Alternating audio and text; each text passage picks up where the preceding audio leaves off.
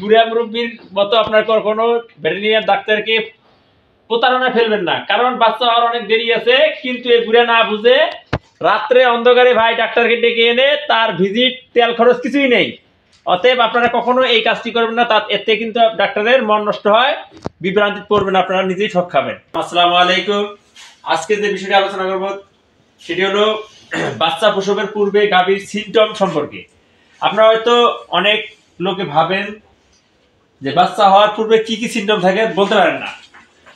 তো এক নম্বর কথা হলো যে গরুটার বাচ্চা হওয়ার আগে ফ্রিজেন গরুর ক্ষেত্রে অবশ্যই ওলানে দুধ আসবে এবং বাটে দুধ আসবে এবং কি দুধ পড়তে পারে।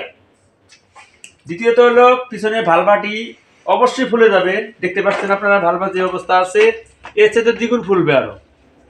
3 নম্বর হলো লেজ খাড়া করে রাখবে, ঘন ঘন প্রসাব পায়খানা করবে, ব্যথা উগ্র হবে, ঠ্যাং উঠানামা করবে, পিছন ঠ্যাং গরুটি উঠবস করবে, যখন তীব্র ব্যথা হবে সে শুল দিতে থাকবে এবং ব্যথা অস্থির হয়ে চাপ দিতে থাকবে, কোদ দিতে থাকবে, যে যেটা বোঝেন। চাপ দিতে দিতে দিতে দিতে এক পর্যায়ে জ্বরের মুখ খুললে তখন বাচ্চা হবে।